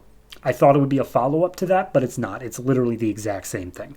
So, yeah. So this one, Father Time is talking with Checkmate, a.k.a. Maxwell Lord, and a couple other people. And they lost track of, well, didn't lose track of, but they can't contain a being called OMAC. And they're calling in S.H.A.D.E. for some interdepartmental stuff. And they basically just talk shit about each other for a little bit of like, Checkmate, you're out of your league as usual. And then like, well, S.H.A.D.E., your tiny little headquarters is nothing compared to our power and blah, blah, blah. And Frankenstein's like, oh yeah, I'm done with this. Can we just get on to the mission? So they say OMAC needs capturing, blah, blah, blah. And they send Frankenstein on his way. And Frankenstein's like, something's not right about this. You're not telling me something. And he's like, no, I don't know what you're talking about either. Something smells about this. But anyway, watch your back down there. Bye. So he tries to learn something about OMAC, but there was literally no information on it at all in ShadeNet. So he's like, cool, this sucks. I like going in with some info. But they're over top the energy signature of OMAC in this giant helicarrier, and Frankenstein just jumps down, and it's like 3, 2, 1, and as he's about to land on Kevin Coe, the civilian identity of OMAC, he transforms into OMAC, and it's just a big fight scene. But during this, Frankenstein loses contact with ShadeNet, so he's not able to like call in for more info or anything like that. We cut back over to the ant farm, which is S.H.A.D.E.'s headquarters, and they see that this satellite, Brother Eye, was trying to hack into their system, so they had to shut down ShadeNet. But then Father Time's like, no, let it in. I have a plan for this. More fighting, and it's like, oh, OMAC, stand down, or else I will smite you with my sword. And OMAC's like, oh, you talk too much. And yeah, it's just more of that for like 5 pages. It's fun. It's not annoyingly too much talk, but it's just them bantering back and forth. Finally, ShadeNet comes back up. And Frankenstein talks to Father Time. He's like, hey, what's been going on? And he's like, yeah, it's something on our end. Just keep him busy for a little longer, okay? Cool. So he's like, oh, well, I will take your stupid mohawk from my trophy room, even if I have to take your whole head with it. And he is about to slash OMAC in the head, and OMAC calls for help from Brother Eye, who like does this big zap thing. And there's a nice moment here that I do want to point out where Frankenstein and OMAC are both recovering. Frankenstein calls for Father Time, of course, and OMAC calls for Brother Eye. I like the mirror. It's a good mirror. That wasn't in OMAC. I like this one. So anyway, they're like, all right, just hold on for a little bit longer, and they see that Brother Eye is trying to hack into their system, as predicted, and as it's approaching the core, the hub, whatever you want to call it, Ray Palmer is there with some nanopires, which I guess are used to like reverse hack into him, and get a full rundown of it and send it back to ShadeNet. And supposedly it works. Supposedly he's able to do it. He's got OMAC. Cut back to the fight. Frankenstein has OMAC down on his knees. He's got his arm held up, and he's about to do like a finishing blow sort of thing. And Omac just blinks out and takes Frankenstein's arm with him. He's like, "Cool, I need an evac and a new arm. Can you deal with that?" So we go back to the ant farm. Dr. Mazursky, the fish woman, is like, oh, wow, you just can accept any graft off any other human body. And if we ran the DNA on this enough, I think we could determine who, like, you really were beforehand. I think we could discover your identity. And he's like, that's something I'm very interested in. Yes, let's please do that. And they kind of have like a little bit of a romance flirt thing going on. Then Father Time comes in. He's like, "Hey, Frankie, how you doing?" And Frankenstein's upset because he's been used for this brother eye thing rather than just defending people, which is his whole goal. Father Time's like, no. You do whatever the mission calls for. But the intentions are not your concern. And he's like, "No, I am defending humanity. You ever do this again, I'm out." And so he says goodbye to Mazursky and walks away, and that's where we leave the issue. It's a strange little crossover, Frankenstein and Omac. It's clearly done just to boost sales for one or the other. I have to imagine Omac more so than Frankenstein. But it's done well here. I was critical of it in Omac because the entire time Brother Eye was just talk. Everyone was talking. This one, it gave more breathing room. It was a bit more just, okay, here's this. And it gives this other stuff that has nothing to do with the fight. Him talking to Nina, him like losing his arm. That little, just that 2-panel thing of the father-brother adds so much more to both these characters than anything else. So overall, I'm going to give this one a 7. I think it's very well done, but maybe that's just because I've literally seen the exact same story done more poorly. I might be a bit biased in that regard, but this particular version I'm very much down with. So we'll see what happens with Frankenstein next time, because I doubt it's going to have anything to do with this.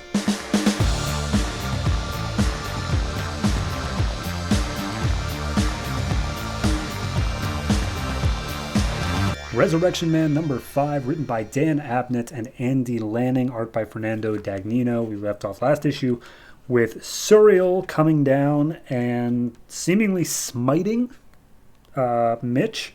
So, yeah. This issue picks up with the body doubles and Daryl standing around the just ashes where Suriel's like, "Be not afraid. This isn't as bad as it looks.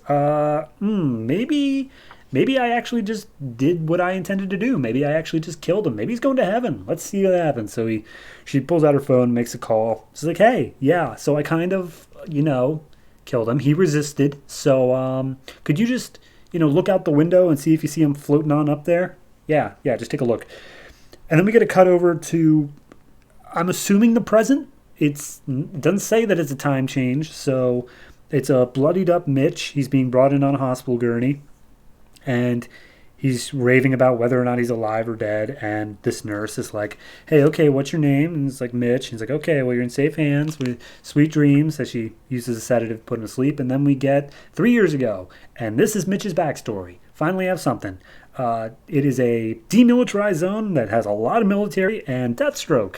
Because, of course, Deathstroke. And he's hopping around. He's taking out radicals. And he says once they're all killed, the area is secure and Shelley's team can move up. And we see Mitch Shelley and a bunch of other military types walking up. There's 2 guys, Mitch and I'm forgetting the other one's name. It is Hooker. Sure. So Shelley and Hooker are both in this weird red armor, and they are clearly special people in this regard. And Deathstroke tells them they got 10 minutes because some army people are coming up and you don't want them seeing what's going on here, because they're special NSA super secret organization. So they're looking around at a bunch of wounded soldiers. And Shelley is just the biggest dick. I cannot overstate this enough. He doesn't remember anybody's names despite the fact they're printed on their things. He wants to fire anybody just for talking to him the wrong way. We see that the job that they're doing is they're going around getting some sort of wounded soldiers and giving them a dose of something. And we're not clear as to what it is, but they're saying, all right, anyone who looks like they can be a successful trial, pick them up, get ready to go. Mitch is talking about the suit this red like bubble around him, and it's described that it's a personal force field pretty much. It costs like $2 billion to make, but it'll keep them safe out here in the open. At one point, we come across this soldier who's on life support and is being given the dose, and Shelley's like, hey, take him off the life support. And he takes him off the life support, and he's like, he's dead. He's like, oh, darn, I was hoping he would work off the life support. All right, whatever. So time ran out. They bag everybody up, take some coppers out of there, and bring them to a secret location. Again, Mitch continues to just be the biggest dick. We see this one woman who was there. She lost her arm, and this dose they gave her allowed it to completely regenerate. So that's apparently what they're doing. They have this weird little talk about how the woman was in like the porn industry and then she joined the military and something like that. But Mitch literally could not care less about her backstory. Suddenly some explosions go off and everyone around is just scattering. Deathstroke is yelling at them to clear the facility. They have a briefcase with the dose that is apparently like, this is one of the first successful trials they've had, or at least one of the more successful trials. So they have this briefcase with the dose in it, and Hooker is trapped underneath some debris and begs Mitch for some help, but Mitch just handcuffs the briefcase to him and leaps out the door, throwing on his force field. And as he lands from an explosion, he yells out to Hooker for help, which of course isn't coming. He sees his arm is completely blown off with the briefcase over next to him. He opens it up, takes the dose out, and just looks at it for a second, but then he sees what's causing all this destruction, and it's what I can only assume is an alien, because it's only got 3 fingers, and it's in like full armor gear, and he's like, hey, if you kill me, the whole freaking Navy SEALs are going to be after you, man. And the alien's like, it's not your time. And he takes the dose out of Mitch's hand and shoves it into his like gaping armhole, and then Deathstroke jumps on the alien's back, and everything fades to black. Cut back to Suriel, who has since knocked out the body doubles in Daryl. And he's like, what do you mean he isn't in heaven? Where else could he be? All right, well, better go looking. So she flies off. The body doubles start coming to. And then we see Mitch, who is coming to from his sedative. And he's like, am I in heaven? And the nurse is like, no, you're not. You're completely safe here. Don't worry about it. But you are pretty far from heaven, as we see that he's in a ambulance that is taking him to Arkham Asylum. And that's where we leave off. I am so happy we finally got just the tiniest bit of answers as to what Mitch's history is. It's not enough to completely ruin all the mysteries of like what is the dose? That's still there. Like, what exactly, how is he able to return from the dead? What does this do with any of that stuff? What was that alien that they introduced? Like, it explained something and then opened up a bunch more questions with it, which is perfect for a mystery title like this, and I am so down for it. The art is also fantastic the whole way through. Mitch is such a dick, and it's written in a way where you're definitely not supposed to like him at all, which I think just adds more to the complexity of the character moving forward. I'm so down for this, and I never thought I would be. So overall, I'm going to give this one a 7.5. More so just over the entire arc than this particular issue, but it just continues to build. And even when they're explaining something, this is the first time we've really gotten an explanation for something, and even when it's explaining something, it still manages to keep the mystery alive. So I'm very happy with this, and I'm very much looking forward to where it goes.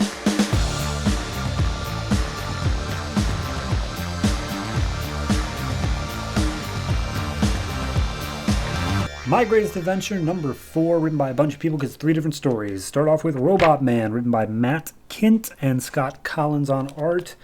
They arrived on an island of robotic creatures, and they met a really big one last issue. Robot Man is pushing Maddie out of the way of a giant boulder being thrown by this humongous beast. He's picked up and tossed by the beast and hits a mountain, so he is super damaged right now. He realizes that it probably isn't a coincidence that he's ended up on this robotic island made of the same tech he is, while on this case to find a missing brother of a Miss Turing. Some animals come about, and he starts absorbing them for their organic material while having to filter out the robotic stuff. And he gets a radio call from Maddie saying that she is trying to get to a bunker and get safe. We see that the monster has targeted her, though, and while she has almost gotten caught, she does make it inside the bunker. And Robot Man is left sitting there feeling helpless.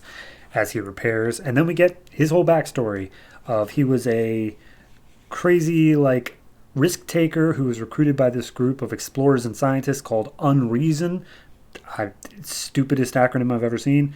But he did all these cool things, and they basically told him, hey, how would you like to do a race that's also with land speed record-setting cars? And he's like, cool, let's do it. So then he does the race, and the car, like, they did the math wrong or something like that, and the car crashes, and it's a fiery explosion, but the nanobots inside the car were programmed to save his life at all costs. So what does that mean? He's going to become a robot, but they don't show it in this issue. All he knows is that he was fearless the whole time because that's just the way he lived, without fear. And that's where we leave off. So for that particular one, I give that like a 6.5. Doesn't really feel like it furthered anything, but then again, doesn't have a lot of pages to do it in. Art's fine, though. And the second half of it looks like a different artist, so I'm amazed that it is just Scott Collins the whole time. At least I think it is. I'm not going to check. Anyway, Garbage Man, written by Aaron Lopresti and art by Aaron Lopresti. We left off with Garbage Man fighting a dinosaur last issue. If you remember, there was also a lawyer who was leading the company. This picks up where he's shot just walking out to his car one day, or he gets a flat or something like that, and he's killed. So yeah, he's dead. Back to the dinosaur fight, though. Garbage Man leads into action. He manages to throw down the dino, but the dino gets a good whack him with his tail. So then Garbage Man uses his toxic attack that he had before on the dino's face, gets the lighter from nearby and sets it on fire, thus causing the dinosaur to recoil. Garbage Man gets a grip of the tail, swats it against some cement beams, and knocks it out. So back on the surface, there's a homeless woman who gets some money in her can, and we see that it is that one woman who I forget her name. I'm going to say Ellen because that sounds familiar, but I might be wrong on that. But the one who was looking for Garbage Man. So she basically asks the homeless woman, hey, I need your help now. Then we see Garbage Man getting the rundown from the Reverend of what that dinosaur was. Turns out that there was a dude who said that anytime he goes to sleep, he just conjures up these monsters and he can't control it, and everyone's in danger because of it. And maybe it's science or maybe it's magic, but Garbage Man thinks that it is a result of the same experiments that he was like sort of a part of in his company, because apparently he said the person in charge said they used homeless people.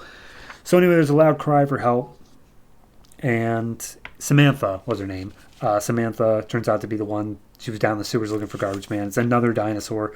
Garbage Man comes in, just swats the thing down. Samantha apologizes for running away, and they all have to run while the dinosaur is incapacitated. But then they see the man who's the one who conjures them up, and he's like, Garbage Man, you're going to have to kill me. It's the only way to stop it. And that's where we leave off with that. I want to give like a 6. Like, it's furthering it. It's doing something. I don't really feel like too much, but it's, some cool fight scenes at the very least, dinosaur fights. And lastly, we pick up with Tanga, art and story by Kevin McGuire. We left off last issue with Z.A showing up, and they had to fight a giant land whale while also fighting each other. And that's just what this issue is, where Tanga tries to take off to fight the land whale, and Za's like just constantly hitting on her. Just like, no, my pretty, I'm not finished with you yet. And Tanga's like, dude, we gotta fight the whale. Stop your weird stuff. Tanga blasts him with some lasers, but he seems kind of into it. So they go into the mouth of the whale and continue to fight there. Z.A lands some hits on Tanga, but it's not hurting her. So she's like, oh, okay, you can't do anything to me now. Cool. So she keeps firing off shots at Z.A. He retreats deeper into the beast. Tanga follows suit. He gets some cheap shots every once in a while. But basically, as they do one of their blasts at each other, it manages to stop the beast. Like, whatever they did inside its stomach, it stopped it.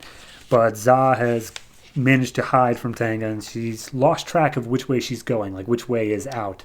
So she makes a decision 50-50 and follows it all the way through. Turns out she chose wrong and literally comes out of the land whale's butt. And before she does anything else, she dives into a lake and cleans off.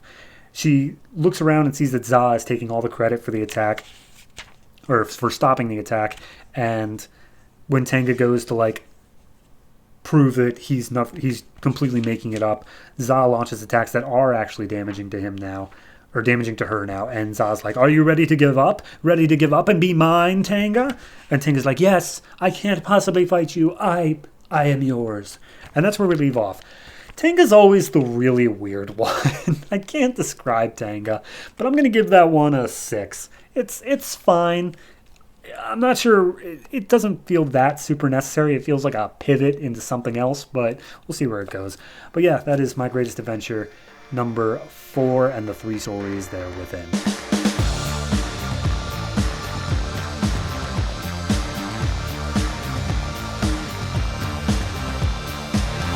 The Shade, number 4, written by James Robinson, art by Darwin Cook.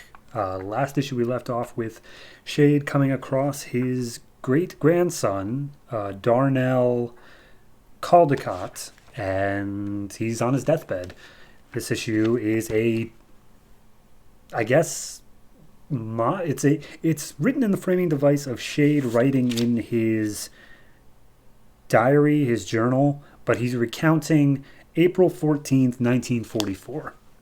So it all takes place back in the 40s, and it's Darwin Cook art, and I'm just saying right now, it's gorgeous. I love it. But he was doing some heist in Opal City. He was trying to get information out of a man. He recounts how he was never particularly patriotic, but as he was trying to get some information to have this heist, the guy's like, "Oh, I thought you wanted to know about the Caldecott affair. Thank God you don't want to know about that." And S.H.A.D.E's like, "Well, now I'm interested." So he figures out what this man is talking about, and as it turns out, this man, Darnell Caldecott, was this massively wealthy American/English man. He was born English, naturalized American, and he'd thrown all of his money and all his factories into the war effort. So he was a big target for the Nazis, and the Caldecott affair that S.H.A.D.E learned about was that he was to be assassinated. So he wanted to interfere, so he got together a team to protect Caldecott. We cut to the factory where Caldecott is, and his wife is trying to convince him to go into FBI hiding, so that way the Nazis can't get to him and assassinate him. We see he has an assistant, an older woman named Miss Sharp, and basically Miss Sharp's just there to present some news, but as Caldecott is talking to his wife, he asks for Miss Sharp's opinion, and Miss Sharp's like, "Well, I suppose you would do better for the world alive rather than dead." And Caldecott's like, "All right, I guess I'll go into FBI hiding, but I'm taking you with me, Miss Sharp. We're going to be doing things even in hiding." And he's like, "Oh, very good, sir. That's fine." And the wife is so happy about it. But we cut to the first adventurer that S.H.A.D.E got involved in this protecting Caldecott thing, and that is the Vigilante, who shortly after Caldecott went on FBI hiding, his wife disappeared. She was taken by someone who's trying to get information on where her husband is. So S.H.A.D.E gives Vigilante some information as to the location of a bunch of gangs, and he goes out and he gets information on where Caldecott's wife is.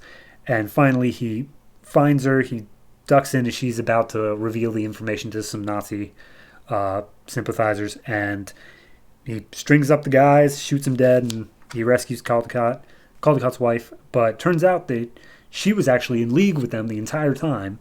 She didn't like how the profits were taking a dip due to the war efforts, like throwing it all into there. So she was going to kill her husband and then get all of the money that was owed to her. So she's got a gun trained on Vigilante, but then S.H.A.D.E comes in, strings her up, and was just like, okay. Well, how about you tell me exactly where your husband is and what the plan is for the Nazis? And she's like, okay, yeah, sure. So we see that them doing work while he was in hiding involved them testing out this new experimental plane. So they're on the plane, being held at gunpoint by the Nazis, and they being Caldecott and Miss Sharp. And the Nazis are just talking about how much they hate Caldecott and how they're happy they're doing this. And Caldecott goes to protect Miss Sharp, but then Miss Sharp just starts kicking ass. She just starts going crazy. And it turns out it's not a she.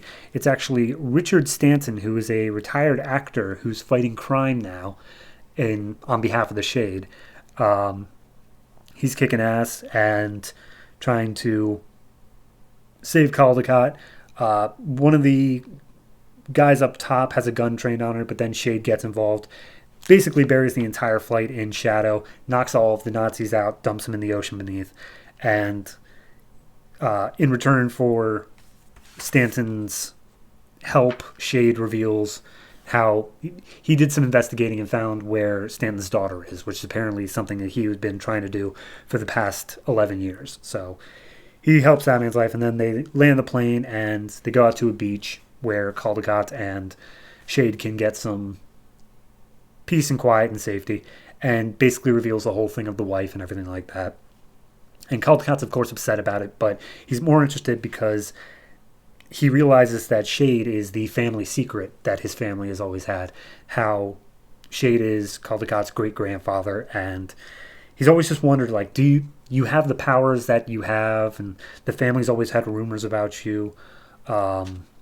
Why did you leave the family? Why don't you talk? And he's just asking all these questions, and S.H.A.D.E. just explains, like, I left my family because my humanity died. I couldn't bear to put my wife in danger, your great-grandmother. I did see her one time before she died in 1901. I saved you because you're my blood and you're my descendant, and I'm proud of you for what you're doing. And they just sit and they talk, and they walk down the beach for a while. And S.H.A.D.E. shares some stories with him, and then he recounts in the journal framing device that the last time that he saw him was that day until today, where he met him in Australia on his deathbed, and that's where the issue leaves off, picking up again, I assume, next time with whatever's happening with Darnell. I love this issue. This was fantastic. It's Darwin Cook set in the 1950s or any time around there. Just, I love it so much. It just fits it so well, of the pulpy style. And the story, it was just a nice little wrapped up one and done, but it also set up this character who we're going to be seeing more of in the future. It's just all around master craftsmanship. I am so down for this. I'm giving this one an 8.5. Definitely check it out if you haven't. If not the entire series, then at least this issue, because it's just, especially if you like that pulpy style, it's just fantastic. Darwin Cook's art is phenomenal, and I'm just going to keep singing its praises. So it's good. Get it.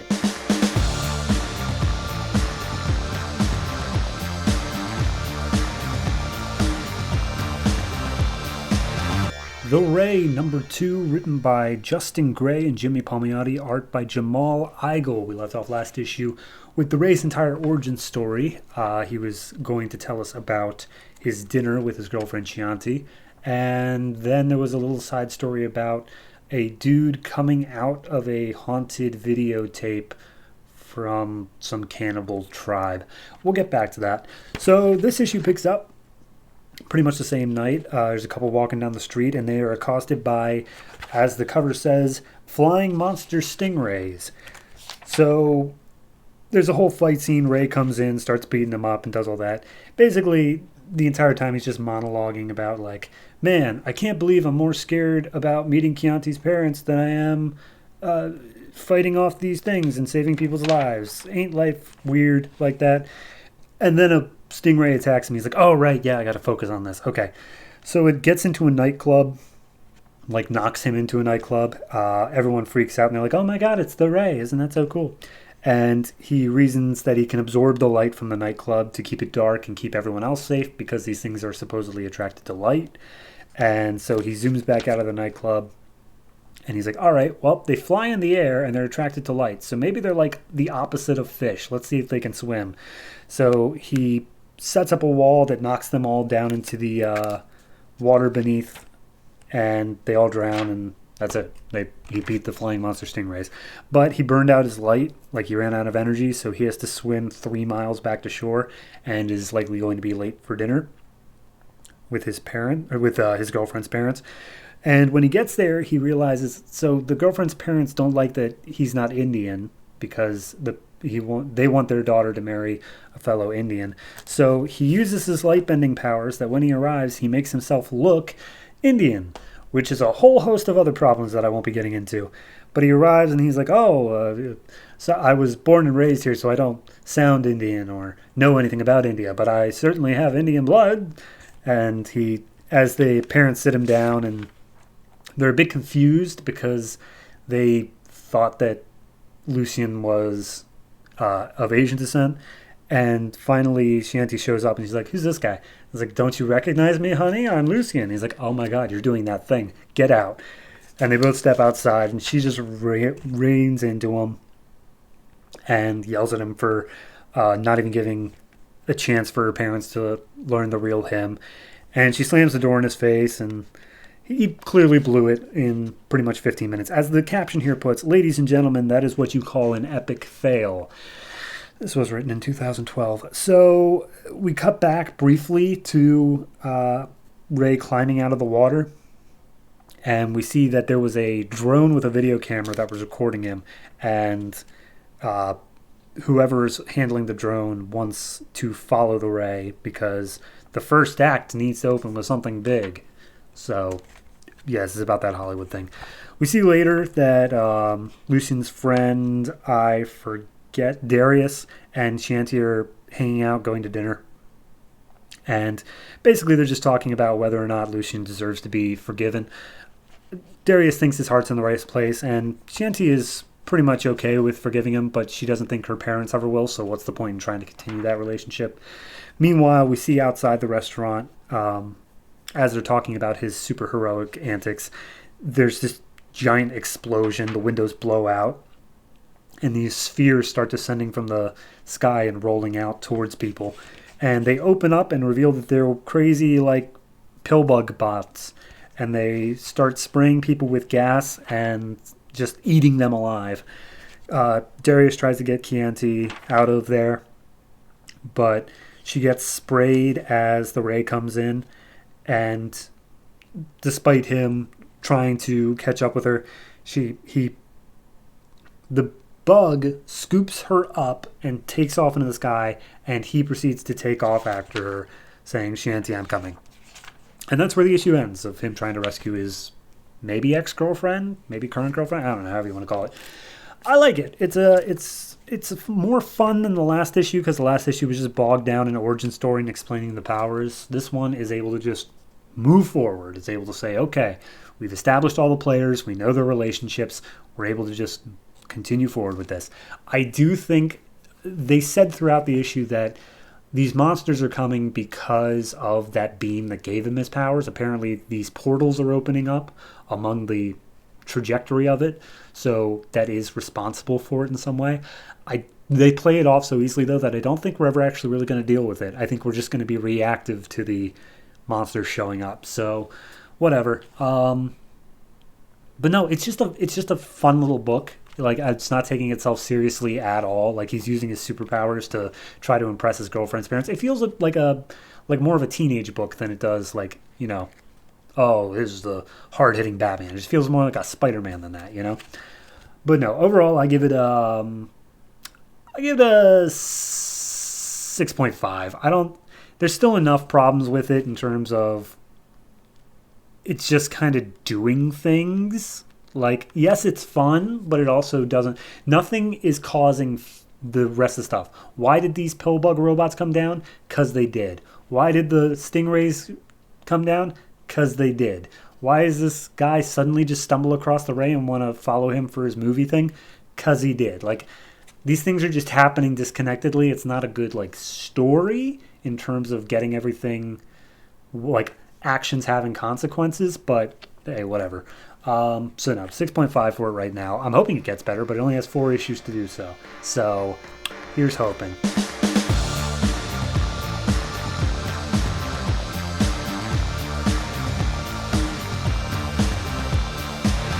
And that's it. That's all the comics that came out from DC Comics this January 11th, 2012. And like I said at the beginning, there were 16 of them. So I'm just going to speed through this end bit here as fast as I can. So what's that? Next week's comics? I'm glad you asked.